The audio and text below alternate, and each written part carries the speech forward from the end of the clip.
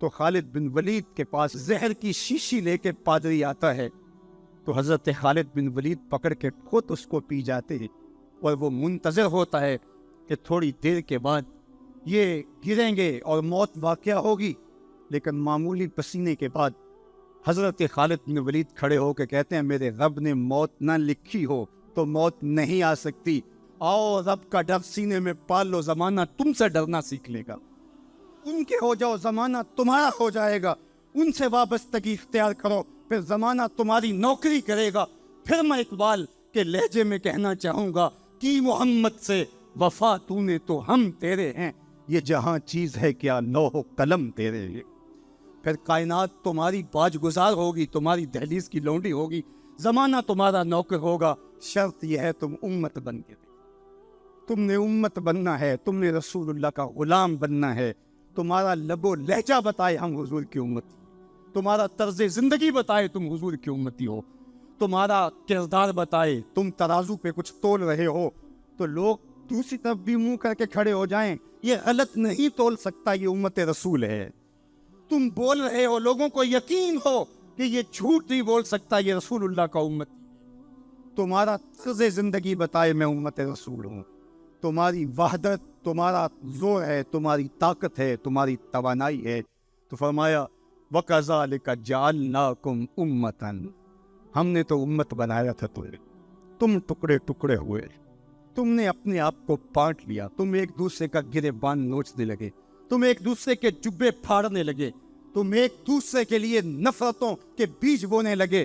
تمہاری زبانیں انگارے اگلنے لگی، تم چنگاریاں نکالنے لگے، تم ممبر و محراب کے تقدس کو پامال کرنے لگے، تم خواہشات کے غلام بن گئے، تم آرزوؤں کے نوکر بن گئے، تم اپنے نفس کی غلامی میں آ گئے۔ تم تو غلام تھے آمنہ کے لال کے،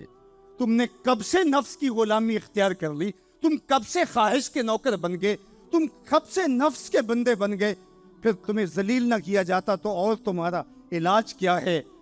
تقدیر کے قاضی کا یہ فتویٰ ہے ازل سے، ہے جرم ضعیفی کی سزا مرگ مفاجات، یہ تقدیر کا فیصلہ ہے۔ عبد القادر روحیلے نے جب ملک تیمور کو قید کر کے اس کی آنکھیں نوکے خنجر سے نکالی اور اس کی حرم کی بیٹی اور بہوؤں کو بہنا ناچنے پہ مجبور کیا، لیکن ایک دم نہ جانے اس کو کیا خیال آیا، اس نے سارا اسلحہ اتار کے پھینک دیا اور چارپائی پہ لیٹ کے خراٹے لینے لگا، لیکن وہ بیٹیاں برابر ناچتی رہیں۔ تو عبد القادر روحیلہ کھڑا ہوا اور اس نے کہا کہ میں ایک سپاہی ہوں اور اس حالت کے اندر اسلحہ اتار کے خراٹے لینے لگ جانا یہ ایک سپاہی کی شان کے لائق نہیں ہوتا، یہ میرا تکلف تھا، یہ میری بناوٹ تھی، مجھے خیال آ گیا کہ میں نے بہت زیادتی کی ہے اور میں یوں لیٹا، میرا خیال تھا کہ تیمور کی کوئی بیٹی میرے ہی خنجر سے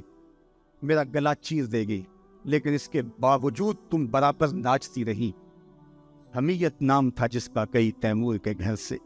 اس نے کہا کہ اب میں حق بجانب ہوں جو میں نے آپ کے ساتھ کیا، اس لیے کہ میرے خنجر کو پڑا ہوا دیکھ کے اور مجھے خراٹے لیتے ہوئے دیکھنے کے باوجود بھی جب تم ناچ رہی ہو